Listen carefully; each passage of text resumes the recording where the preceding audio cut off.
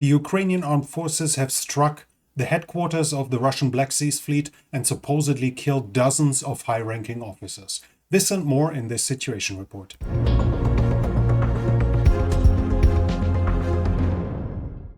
Before we start off, let me quickly apologize for the quality, both in lighting audio as well as on the video. I wasn't able to bring all my stuff while I'm visiting my parents, and one of my screens hasn't even survived the flight all over the pond, so we'll have to make do with what we got. And we start off with a report from the GUR, the Ukrainian Military Intelligence. According to them, the Russian airport Chkalovsky, which is close to Moscow, has been attacked with explosives, and a Antonov 148, an Ilyushin 20, and an Mi-28N helicopter have been blown up, as it's been called. So supposedly smaller explosives were placed.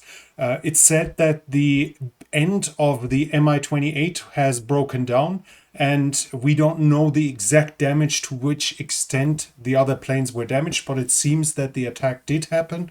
And the Antonov 148 is a VIP transport plane, while the Ilyushin 20M is an ELINT plane. So electronic reconnaissance, radar reconnaissance, and things like this. Those are very valuable, as the Russians only have roughly a dozen of them, which are operated for the GUR, for the Russian military intelligence. They can't be replaced right now, as Russia has no program anywhere close to being able to produce new ones. So losing one of them, if it's actually lost, which is unclear, would be very problematic for the Russians. There are some satellite pictures, but the damage isn't even really visible on them from what I've seen. So while the attack probably did happen, we have no clue to which extent it actually damaged the three airplanes, or the two planes and the one helicopter, and it might very well be possible that they could be back in action within weeks.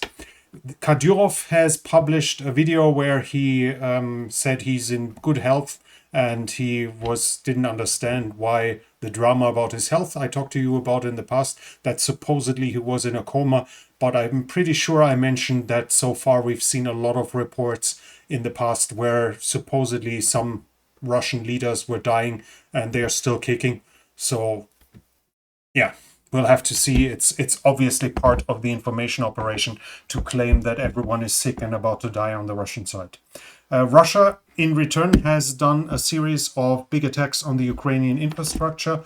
It seems like they are restarting the winter strikes on the infrastructure. At least it seems like that. Electrical grid was attacked, among others. So this is probably going to start now again for the coming winter. When we switch to the Eastern Front, close to Kupiansk, there are reports of Russian attacks that I cannot confirm have advanced in any ways. They were supported by a lot of artillery and the Russian Air Force, which, according to the Ukrainian, is being used to make up for the lack of manpower. As said, this is a Ukrainian claim, but I cannot confirm it in this regard. I cannot confirm any successes either, and the Ukrainians themselves have attacked at Novoselivske, which is here, and they have attacked here in the Serebryanske forest. I cannot confirm any successes by the Ukrainians here either. South of the Seversky Donetsk, the big change was south of Bakhmut in this region here. Here the Ukrainians finally have liberated Klishchivka after liberating Andrivka right before that. Right by now, the Russians supposedly are more or less being pushed back behind the railroad here, the railroad dam, all over this area. So they should have been pushed away in these directions over the railroad, which will be an additional obstacle for a further advance, as it's obviously somewhat raised and made out of solid items, so it can take some hits. This should cause the Ukrainians some more trouble to advance further in this direction, but at least for now, Klishivka is confirmed as being liberated. Further south at Avdiivka, we have reports of fighting. No change in territory. Same in Krasnohorivka and Marinka, where the Russians attacked. I cannot confirm any change in territory either.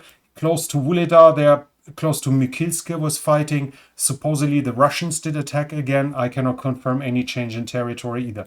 This is more or less advance continuing in this direction. There have been recent changes at Novomayorsk and Novodonetsk, but it seems to be more or less back to square one after the Ukrainians attacked those two towns. Now the front line seems to have been stabilized, at least for the moment, while there are some attacks being reported close to Priutne, south of Urushaine here, which is east of Staromayorsk. I cannot confirm any change in the control of territory.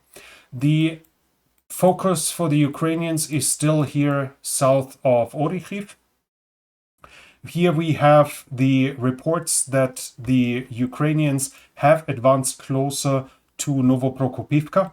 This is from Vorgonzo from yesterday, where he confirms that they managed to advance slightly north of Novoprokopivka. So we have some confirmation of a slight advance. Another bigger news is that the Ukrainians were recorded moving armored vehicles in this area. This is beyond the Dragon Teeth. So we now know that the Ukrainians have penetrated it widely enough that they were able to pass through the minefield, through the obstacles, and can now operate with armored vehicles. I would not expect a massive mechanized advance further though. While it's possible, somewhat better at least with this penetration though, the flanks are still open. The Russians have recently advanced in this direction unless they are being pushed back in the direction of Novofedorivka and probably somewhat west of Robotyne as well. I would not expect a massive Ukrainian push further south. It would expose their flanks far too much for this. We have some news from the Dnipro bridgehead as well. They are the usual raids, mostly by the Ukrainians. The Ukrainians dominate the front here with their activity, but we do not see any significant change in the overall situation. While there are some raids and some fighting on some islands, overall the situation has not changed. When we talk about the general situation along the front line, I have a Telegram comment here, which is talking about the situation around Klishivka to Kurdyumivka. So basically the front line south of Bakhmut. This here is Klishivka. And this is Kurdyumivka. He's talking about this area here. And he's saying the units are being thrown into the front without coordination, often without enough ammunition. And the Ukrainians have good reconnaissance and effective artillery fire, which allows them to often completely destroy the Russian counterattacks. And this allows the Ukrainians to create unsustainably high losses among the Russians in their counterattacks, as they are completely uncoordinated, as reserves units are being thrown forward that have no knowledge of the area, etc. And units in rest are being pulled together for ad hoc counterattacks. And according to him, it's a very bad development and obviously also causing high losses. The biggest news, though, from the last few days is not the capture of Klishivka or maybe some drone attacks. The biggest news is from the Crimea. There have been a series of attacks on the Crimean Peninsula. One of the first was a strike close to Sevastopol, where a command center was struck, and we see half of the building being missing here after it was hit by the Ukrainians.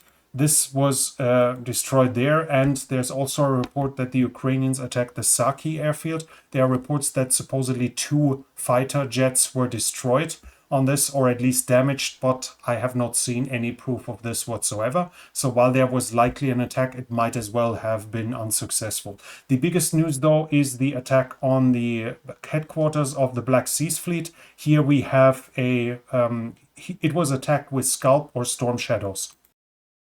As you can see here, the building is already burning while somebody's filming it. And in that moment, you see the strike of another cruise missile going into the building and hitting it and blowing up, penetrating the roof and then blowing up inside of the building. Supposedly, the Russians said that 7 to 8 cruise missiles were used and they shot 5 down. If the numbers by the Russians are somewhat accurate, it seems likely that it actually was 8 because it's highly unlikely that the Ukrainians would use 7, as those cruise missiles are being carried in pairs on Sukhoi 24Ms.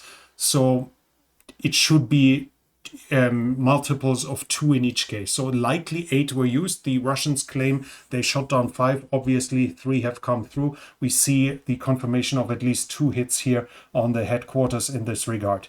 Before that, a drone attack was reported on the Crimean Peninsula. It was either to distract them or to identify defensive positions, which is obviously would allow the Ukrainians to reprogram flight routes to maybe avoid defensive positions that could intercept those cruise missiles.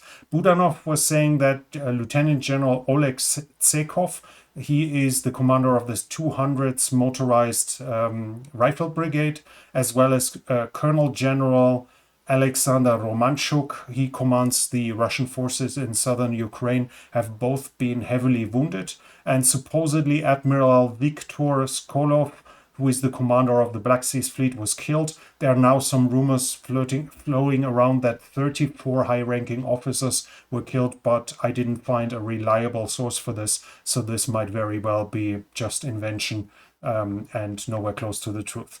When we talk, let's come to the troop generation and force generation. Russia is reacting to its needs. They are increasing their defense budget by 46 billion US dollars in current exchange rate. Now they are going to reach 6% of their GDP to be spent officially on defense matters. Obviously, unofficially, it can be significantly higher with budgets being used from other departments. We've talked about this in the past, that, for instance, the volunteer units had to be paid by the local regional governments, so not by the defense ministry, which would allow the defense ministry to hide the real costs for the war, at least to a certain extent. In the political sphere, we have news from Russia that services that offer virtual phone numbers are now being banned. This would obviously allow Russians to use them to register in social networks, for instance Telegram, and then be anonymous. And with this ban, now the Russians will likely try to prevent further use of anonymous criticism on the internet. And by leaving the grain deal, Russia is now creating massive frictions within Europe. Ukraine has to somehow sell its grain, obviously, which it can't export via sail. And this leads to dumping prices in Eastern Europe once it crosses into the European Union. With this, the local farmers are being increasingly threatened, as the Ukrainians basically just have to get rid of it no matter what, whereas they need to make at least a decent living while they are forced to adhere to EU regulations in agricultural demands, whereas the Ukrainians don't. And there are criticisms that the local farmers are being destroyed while Ukrainian oligarchs can earn money. And Zelensky was making some problematic, he said some problematic things there, that while after the Eastern European countries banned the importation of grain, he basically insinuated that they are on a way to be a supporter of Russia by doing this. After that, the Polish Prime Minister said they are not going to deliver any more weapons. That was spread around, but later it was being made more precise. He said that there is not that Poland doesn't have any more weapons to give right now, and contracts that were signed are obviously still being fulfilled, be it for ammo, be it for instance, the Rosomak IFV, and for other military equipment. So Poland will continue to deliver. It just will not deliver anything from its current stock.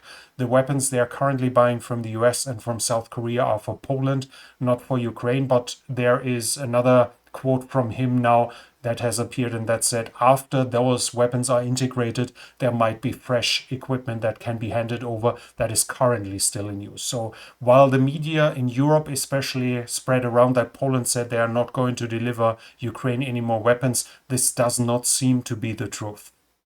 Right now, then we also have I even have it here. Yeah, this is from Polish media, where he's basically confirming that. There are also there were also some reports about Ukrainian counter sanctions towards the Eastern European states in reaction to the bans on Ukrainian grain. So the conflict was really boiling up. It seems to be now the case that both sides try to get into dialogue to solve this issue, but it clearly shows that that Zelensky is, at least to a certain degree, willing to anger its important allies in Eastern Europe to save its own agricultural industry. And regarding all this drama between the two sides, it seems to be clear that was likely at least a partial goal of Russia's cancellation of the grain deal. And having witnessed this, it seems more likely that he's not going to ever allow it again, at least until that problem is permanently solved. So while it can still cause friction, Putin has no reason to try to restart the grain initiative whatsoever. When it comes to the international support, the good news is finally here. The US now have confirmed that they are going to deliver ATACMS, but, and there's a big but, the reports are there. First of all, they're only going to deliver a small number. Whatever small that is, we can't really say. And they are only, it seems to be that they only deliver weapons with cluster munition. This should be the M39A1, which carries these M74 bomblets, 300 of them. And according to the descriptions, those are high explosive sub-bomblets, even though I found an article claiming they are dual purpose. But when I see the description of the item and I saw other diagrams like how they are built, there are no shaped charges. This is a splinter weapon, high explosive splinter weapon, which means it's for anything that's somewhat hardened, it's more or less useless.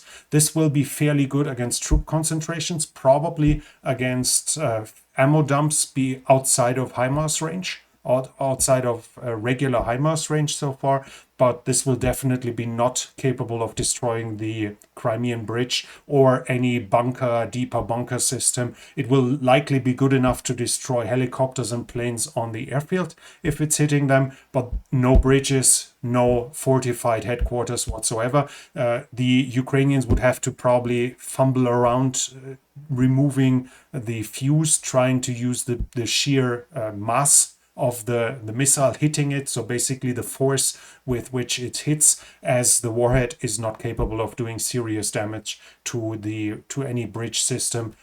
So the good news that was to be expected, that maybe this will help the Ukrainians to take down the Crimean Bridge, at least if the reports so far are true, the US do not want to allow Ukraine to take down the Crimean Bridge. There has also been an interview with Kirill Budanov, the GUR head, the head of the GUR. He's the leader of the Ukrainian military intelligence, and in that interview he said, if only 100 ATACMS are being delivered, this will not change anything about our situation. So a small number is probably less than ATACMS, and if we get 100, overall this will not win the war for us. So while some hopes might have been that the ATACMS might be the new wonder weapon, it will not be. It will not change the war whatsoever. While it's going to give Ukraine additional abilities, additional useful abilities, it by itself will not be able to win the war for them. Still though, it seems to be that this might lead to Germany delivering the Taurus. This is a cruise missile that is being considered to be superior to the Storm Shadow and Scalp. Germany has 500 to 600 of them, and so far the German government refused to hand them over and waiting for the US to basically go the first step, as it was with the MBTs, the Leopard 2. Germany only agreed to the delivery when the US said they are going to deliver M1 Abrams. There, only 31 are committed, while the number of Leopard 2s should be close to 100 by now. So it's possible that the US again want to pressure the German government with this to finally hand over the Taurus, but the discussion in Germany is currently continuing because the missiles can only be programmed on the ground, and somehow this leads to claims that the German government would have to enter the targeting data, or German soldiers would have to be in Ukraine to enter targeting data. I don't really understand why, because it's not like Ukrainians could learn how to enter targeting data themselves like they do with their other missiles, with their Excalibur shells.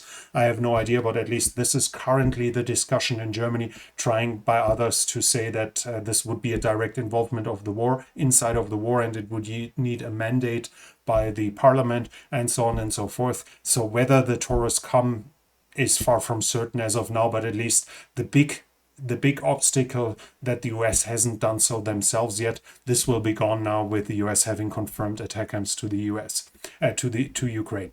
US have also confirmed another aid package of 325 million.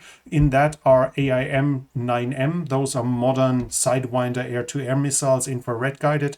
As they cannot be used on the Ukrainian fighter jets, those should be meant for the Avenger, or probably for the NASAMS systems. And I think they can be used on IRIS-T as well, so they should be ground launched.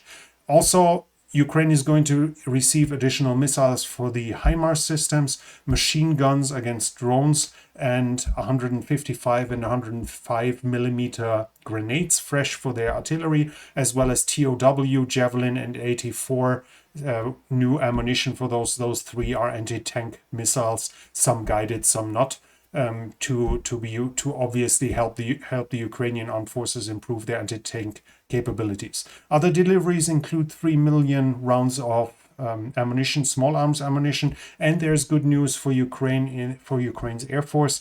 Reportedly, the Czech Republic is currently negotiating with Sweden whether the Czech armed forces are going to train Ukrainians on the Gripen in the Czech Republic.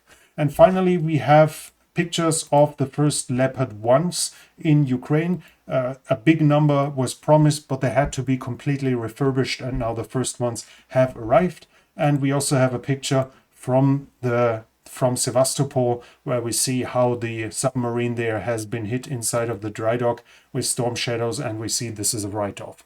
Like, technically, the Russians can obviously repair anything. If there's one screw left, you can probably still talk about repair, but in fact, this is a write-off. Building a new one would probably be cheaper. This is the first Russian submarine confirmed destroyed by an opponent in war since World War II.